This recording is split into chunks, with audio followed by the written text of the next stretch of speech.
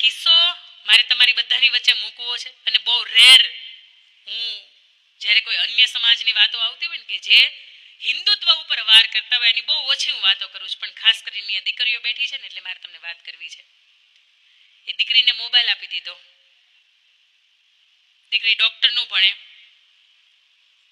ફાર્માસ્યુટિકલની અંદર B.Pharm કરે, 3જું વર્ષ, અને સામેથી કદાચ કોઈ નામ બદલીને એને મેસેજ કરે હાય બ્યુટીફુલ, અને સરસ મજાનો કોઈ ફોટો મૂક્યો ને એની ઉપર લખ્યું બહુ સુંદર લાગે છે, અને એની ઉપર એકાદી બે શાયરી મારી એને.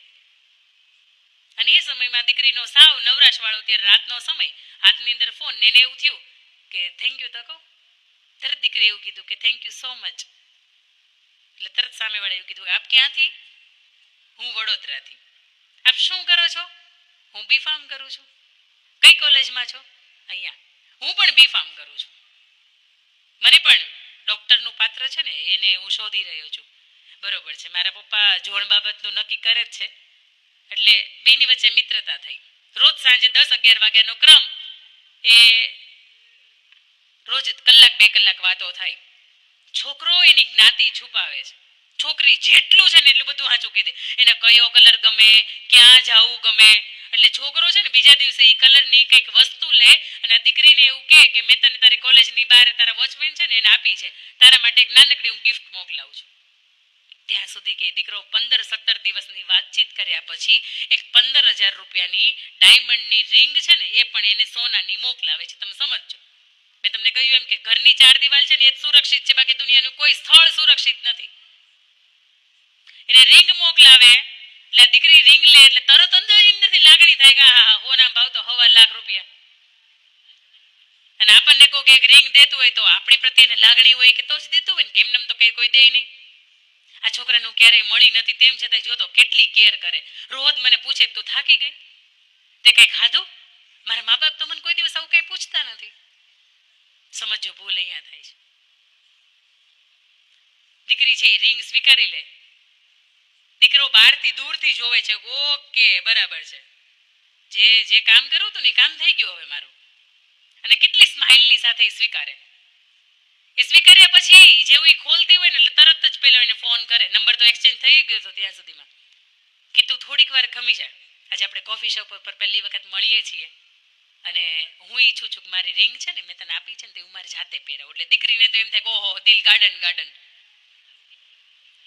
તમે સમજો, આ વાત તમે સાંભળો છો તોય તમને એમ થાય છે ને કે બરોબર છે, આ તો બહુ મજાની વાત ચાલે છે. તમે સમજવાનો અંત કે એટલો ગંદો આવે છે ને. એ 15,000ની કિંમતની અંદર એ દીકરીનું, મેં તમને કહ્યું એમ કે આ 10 રૂપિયાની હતી ને પહેલી 100 રૂપિયાની હતી, અને કોક એક્સચેન્જ કરવા આવ્યું. દીકરીની કિંમત કરોડોની અંદર હતી, કારણ કે ચરિત્રવાન દીકરી હતી, ઉજળા સમાજની દીકરી હતી. પણ એની વચ્ચે દીકરી 5 વાગે એની કોલેજથી છૂટે એટલે કેફેનું એડ્રેસ આવે. એ કેફે ઉપર એ મળે એને. પેલો છોકરો છે એક સરસ મજાના રૂપ રંગની અંદર તૈયાર થઈને આવે. હજી પોતાની જ્ઞાતિ છુપાવે છે, હું કઈ જ્ઞાતિમાંથી આવું છું. અને આ એ જ્ઞાતિ છે કે હિન્દુત્વની ઉપર, સનાતન ધર્મની ઉપર જે વાર કરે છે. 5 વાગે એ છોકરી છે એની સાથે પહેલી વખત મળે એટલે 15 દિવસની વાતચીત કર્યા પછી છોકરો કદાચ નો થોડો ખારો લાગતો હોય તો એને એમ થાય કે ના ના, આનાથી હારું કોઈ દુનિયામાં બીજું કોઈ પાત્ર જ નથી. તમે સમજો ત્યાં સુધી કે દીકરીનું B.Pharm પૂરું થાય ત્યાં સુધી એના સંબંધો છે એમનેમ રહે. અને એ દીકરી એવું કે મારે ભણવા માટે હવે વિદેશ જવું છે, મારે M.Pharm અહીંયા નથી કરવું. એટલે છોકરો એવું કે આપણે એમ કરીએ કે આપણે બે જતા રહીએ અને આપણે લગ્ન કરી નાખીએ. કદાચ તારા પપ્પા છે એ તને ભણાવવા માંગતા હશે, પણ હું તને ભણાવીશ જ ને. મારી ઘરે ક્યાં તાણ છે, હું તને અહીંથી મારતે ભણાવીશ. એનું B.Pharmનું 4થું વર્ષ છે એ પૂરું થાય છે. અને એવા સમયમાં એના પપ્પા 9 લાખ રૂપિયા જેટલું ઊંચી ઉધારાના થોડાક કરીને એ દીકરીને ભણવા માટેની વ્યવસ્થા કરે અને દીકરીને એ પૈસા આપે. એટલે દીકરી છે ને તરત એવું કે તારે મારે તારે જ જવું છે ને, કે હું તને આપું છું, તું આપણું બેનું કરાવી નાખ. એને ટિકિટ કરાવી નાખે. એને વિદેશની યુનિવર્સિટીની અંદર ખોટું એડમિશન મળી ગયું છે, આવો ફેક લેટર દીકરી સુધી પહોંચાડી દે. અને પછી એમ કે આજની આપણી ફ્લાઇટ છે. એના પપ્પાની હરખભેર કેટલા હરખથી એને મૂકવા માટે આવે કે મારી દીકરી ભણવા માટે જાય છે. અને જેવા પપ્પા જાય એ છોકરાએ આ છોકરીની સાથે ત્યાં સુધી કે હું તને ટિકિટનો કે ફોટો નહીં બતાવું, હું તને સરપ્રાઈઝ આપીશ. અહીંયા અંદર જાય ને ત્યારે ખબર પડે કે એનું પ્લેન તો દુબઈનું છે. દુબઈ જાઓ છો એટલા માટે કે આપણે ત્યાં લગ્ન કરીએ, 5-15 દિવસ ફરીએ અને પછી ત્યાંથી જતા રહીશું.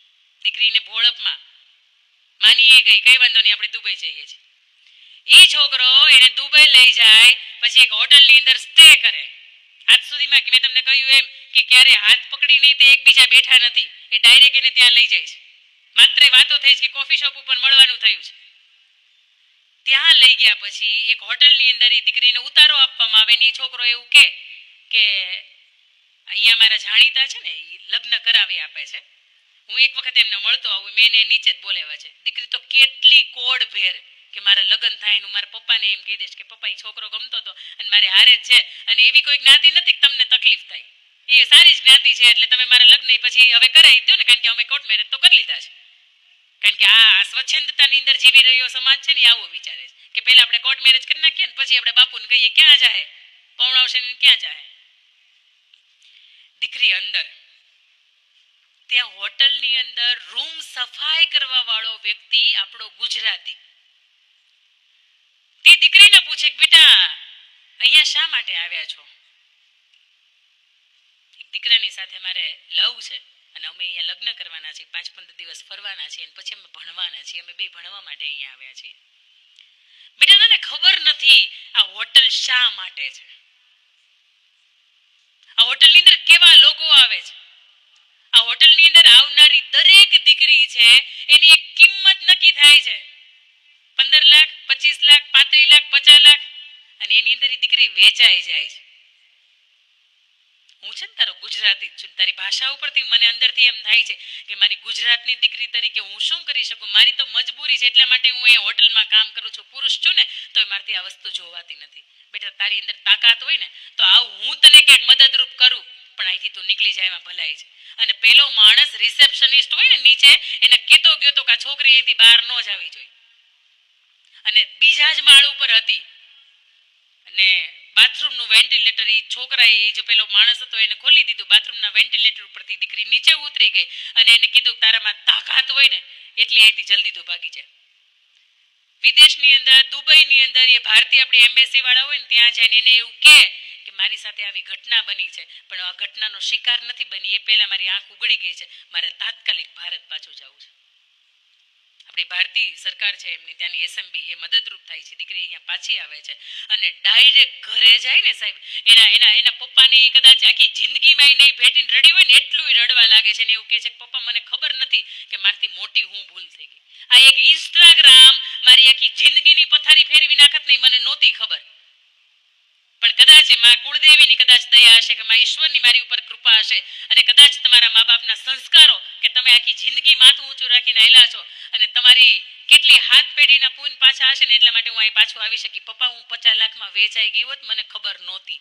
અને આખી ઘટના જ્યારે કહે છે ને ત્યારે બાપને એમ થાય છે કે હા. અને એક સંમેલન જવાનું હતું ને મારે, એની અંદર આ દીકરી પણ હાજર હતી અને એને ખુદ એના મુખેથી મને વાત કરી છે કે બેન તમે ક્યારે પણ દીકરીઓને વાત થતી હોય ને તો ક્યારેક આ વાત કરજો કે મારા જીવનની અંદર હું આવા મોતના મુખમાંથી